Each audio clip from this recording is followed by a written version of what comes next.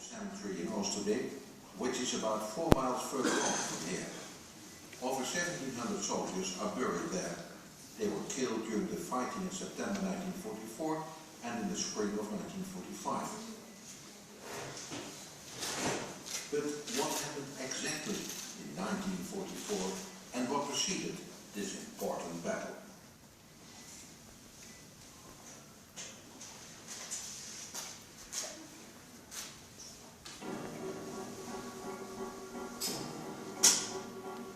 On June the 6th, 1944, Allied forces landed in Normandy. In a short period of time, large parts of France and Belgium are liberated.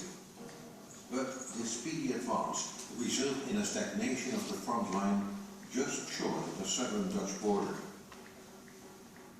Field Marshal Montgomery orders the existing plan to be adapted.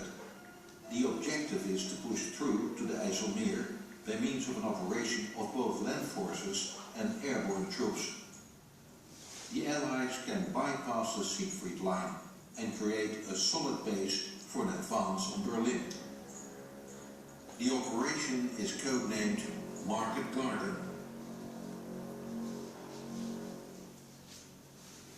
However, there's a problem. Holland is interspersed by several wide rivers and canals. The market part of the operation is devised for airborne troops to swiftly gain the bridges that span these waterways. The American 101st Airborne Division is to seize the bridges at Somme, Sint-Oedenrode and Veghel. The 82nd Airborne Division has to seize the bridges at Grave and Nijmegen. The 1st British Airborne Division, with support of the 1st Polish Independent Parachute Brigade, are to take the railway bridge in Oosterbeek, a pontoon bridge, and finally their main objective, the road bridge in Arnhem. These bridges form vital links. Their capture will enable the ground forces to advance. This is the garden part of the operation. On September 17th, the largest airborne operation in history commences. Hundreds of aircraft and gliders take off from 10 airfields in England. They are loaded with airborne troops and are heading for Holland. Nearly 12,000 men are delivered to their landing and drop zones at Rinkum, Wolfheze and Ede on 3 separate days.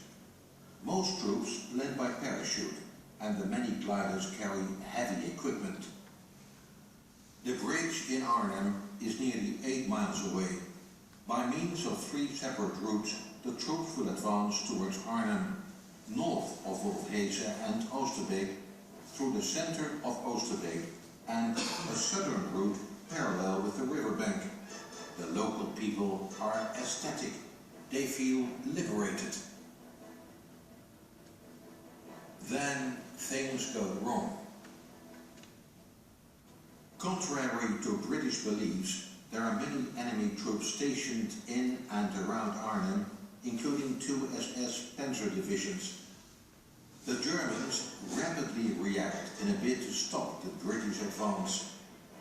Heavy fighting takes place and the railway bridge is blown up by the Germans. Also, the pontoon bridge was out of order.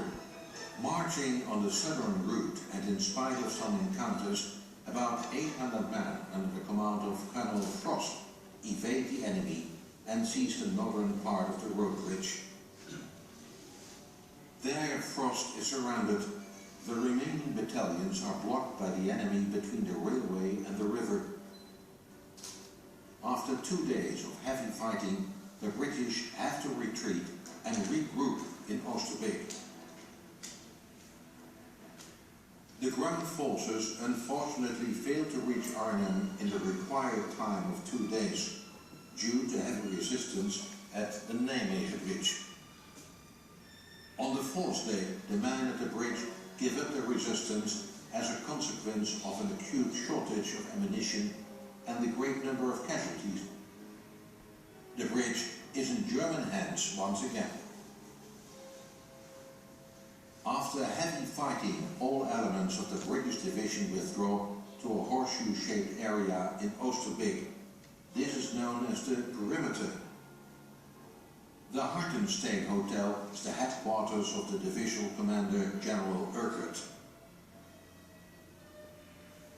If the British manage to hold the perimeter until the ground forces arrive, they can cross the river at that position after all.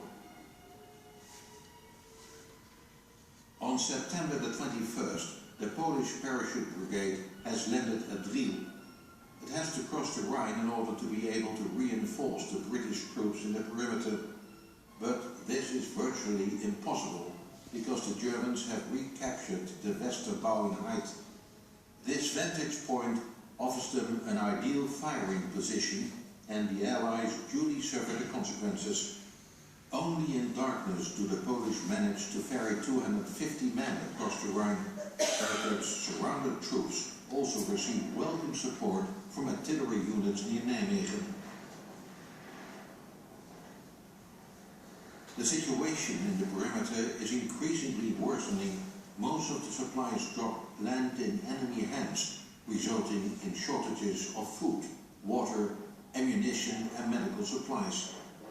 Then the division receives the order to withdraw across the Rhine in the night of September 25th, 26th.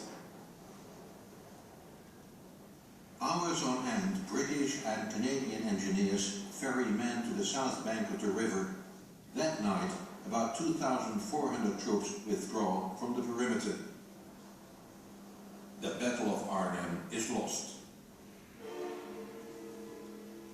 What started as a hopeful enterprise ends in a drama. The main Allied advance suffers a heavy blow and is halted.